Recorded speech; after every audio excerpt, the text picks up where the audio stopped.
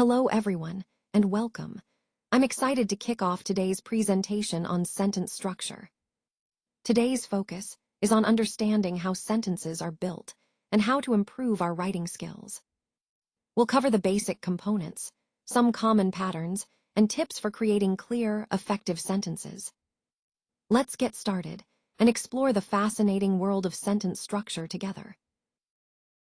Let's take a closer look at some useful expressions that help us talk about sequences, conditions, and contrasts. First, we have scarcely had plus subject plus V3 plus when. This structure is used to describe actions that happen very quickly after one another. For example, scarcely had she entered the room when the lights went out. It emphasizes how immediate the second event is after the first. Similarly, scarcely had they reached the station when the train departed, shows a rapid sequence of events. Next, we have had it not been for plus noun. This phrase is used to express a past conditional, often highlighting how someone's support or actions were crucial. For example, had it not been for her support, I would have collapsed. It's a way to acknowledge the importance of certain factors in a past situation. Moving on, we also see subject plus is said to have plus V3. This is used when talking about something a person is believed or rumored to have done. For example, he is said to have built the company alone. It introduces hearsay or common belief. Finally, there's much as plus subject plus verb, which we use to express contrast. It's similar to saying although or even though. For example, much as she wanted to speak, she remained silent. It shows that despite her desire, she chose not to speak. And no matter how plus adjective adverb is used to emphasize persistence or resilience, like in no matter how difficult life becomes, she never gives up. These expressions help us add depth and nuance to our storytelling, connecting to the overall theme of describing sequences, conditions, and contrasts in our language. Let's take a closer look at some key personality traits and how they can influence our responses and behaviors. First up is resilient. This is about the ability to recover quickly from setbacks. It's a crucial trait because in any challenging situation, bouncing back swiftly helps us stay on track. Next, we have relentless. This describes a persistent and sometimes harsh pursuit of goals. It means pushing forward continuously, even when faced with obstacles, which can be both a strength and a challenge in maintaining balance. Moving on, impulsive refers to acting suddenly without much forethought. While spontaneity can sometimes be beneficial, impulsiveness can also lead to risky decisions if not managed carefully. Then there's grim. This trait reflects a serious or even depressing outlook, which might affect how we perceive problems and setbacks. Recognizing this can be important in managing our mindset. Deliberate is the opposite, acting intentionally and thoughtfully. It emphasizes planning and purpose, which are essential for strategic decision-making. Cynical, on the other hand, involves distrust of others' motives. While it might protect us from being hurt or misled, too much cynicism can hinder collaboration and trust. Lastly, we have chaotic, describing a state of complete disorder. While chaos can sometimes spark creativity, it often hampers efficiency and clarity. Understanding these traits helps us see how different personalities respond to situations and how they fit into the bigger picture of resilience and adaptability. Now, let's look at some common phrasal verbs and their meanings. First up is crack down on, which means to take strict action against something or someone. This is often used in the context of enforcing rules or regulations. Next, we have drift apart, which describes how relationships can become less close over time. It's a gradual process that can happen in friendships or even professional connections. Moving on, phase out means to gradually remove or eliminate something, often over a period of time, like phasing out old technology. Pull off is about achieving something difficult or seemingly impossible, which is a great phrase to encourage perseverance. Root out refers to removing something completely, usually problems or bad practices. Then there's shake off, which means to get rid of something undesirable, like stress or bad habits. Step in is to intervene or become involved in a situation, often to help or prevent further issues.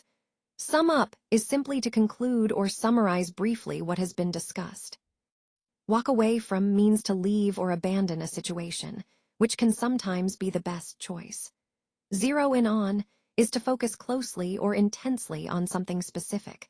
Brush up on involves improving or refreshing your skills or knowledge. Bail out is about rescuing someone financially, often in a difficult situation.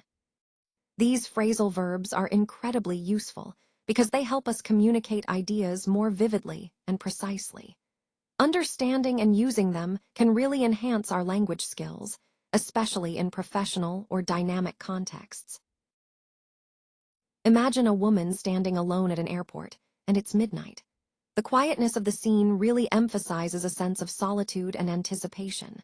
Her luggage is right beside her, suggesting she's been traveling or preparing for a journey. Now, when we look at this picture, the key point is about perception, how we interpret what we see. At first glance, we might think she's tired or perhaps waiting for someone, but there's more beneath the surface. This image invites us to consider how our perceptions can be influenced by context and emotion. Is she anxious, hopeful, or simply exhausted? Our minds tend to fill in the gaps based on our own experiences and feelings. This ties into our overall theme today, understanding how perception shapes our understanding of people and situations. Just like in this scene, what we see on the surface might not tell the whole story. We need to look deeper, question our initial impressions, and consider the broader context to truly understand what's happening. As you can see here, the woman standing near the departure gate looks deeply apprehensive, as if she's just gone through something emotionally overwhelming. The atmosphere inside the airport feels unusually quiet, almost grim, which adds to the sense of tension in this scene. What's particularly striking is how her expression suddenly changes right after she checks her phone. It's clear she's received some disturbing news just moments earlier. The disappointment on her face is so evident that even strangers around her are quietly observing her, sensing her emotional state. Despite her visible exhaustion, there's a remarkable resilience in her posture and expression. It's a reminder that even in moments of vulnerability, we often try to hold ourselves together. You can also notice traces of anxiety in her behavior. She's trying to stay composed, but her emotions are still very much apparent. All of this connects to our broader theme today, the human side of travel, the emotional experiences we all go through, often quietly and privately, even in public spaces like airports. In this scene, we see a woman who is likely dealing with a very complex and emotionally charged situation. Her silence speaks volumes. It suggests she might be trying to shake off some painful memories before stepping into a new chapter of her life. At one point, an airport employee approaches to offer help, but she politely declines. This could indicate that she's not ready to discuss her personal struggles just yet. The entire moment feels so intense that it almost plays out like a cinematic scene. Despite her vulnerability, there's a clear sense of determination in her eyes. No matter how tough the circumstances look, she seems prepared to move forward with courage. This image really encapsulates resilience and the human capacity to persevere through difficult times, which ties back to our overall theme of strength in adversity. Today, I want to share a story about Annika, someone who always saw herself as emotionally resilient. Yet, life recently threw her into chaos, challenging her perception of strength. Over time, her closest relationships, which she once trusted deeply, started to drift apart, leaving her feeling more alone than ever. One cold night, she found herself at the airport, alone, carrying just a suitcase and a head full of unanswered questions. The atmosphere around her felt heavy and almost suffocating, like the weight of unspoken feelings was pressing down on her. Just as she reached the departure gate, her phone vibrated unexpectedly. On the screen, a final message appeared, an apology from someone who once meant everything to her. It was a desperate attempt to reconnect, to explain, or maybe to make amends. Despite her urge to respond, she chose silence. That moment captured the core of her emotional struggle, the conflict between the desire to reach out and the need to protect herself. For months, Annika had been trying to heal from betrayal and disappointment, but some memories, some wounds just wouldn't fade away. They lingered, overwhelming her emotional defenses. This pressure became so intense that she nearly abandoned her career, her friendships, and her ambitions altogether. It's a powerful reminder of how emotional resilience can be tested, especially during times of deep personal loss or betrayal. This story connects to our overall theme, how resilience isn't just about strength, but also about understanding when to hold on and when to let go. It's about navigating the chaos within, even when it feels overwhelming. Had it not been for her inner strength, she would probably have completely collapsed. As she sat quietly near the large glass windows, she began reflecting on the unpredictable nature of life. She realized that people often spend years trying to root out pain, while unknowingly holding onto it themselves. An elderly woman, sitting nearby, suddenly started a conversation with her. The stranger's calm voice immediately stood out amid the silence. "Life has a strange way of testing strong people," the woman said gently. Those words proved unexpectedly thought-provoking. For the first time in months, Annika felt her fear slowly beginning to weaken. The uncertainty surrounding her future no longer seemed as intimidating as before.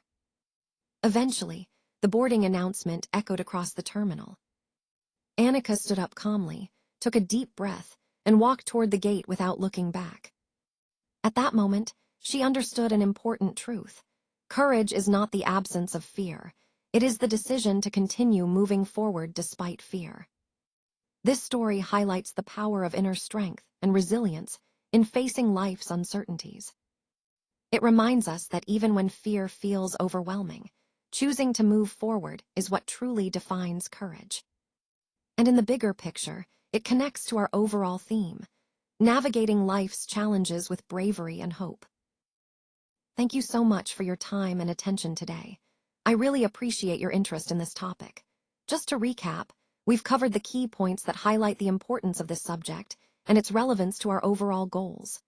Remember, the insights we discussed can truly make a difference in how we approach future challenges. I encourage you to take these ideas forward and apply them in your work. Once again, thank you for being part of this presentation and for your engagement. I look forward to seeing how you all implement these concepts moving ahead.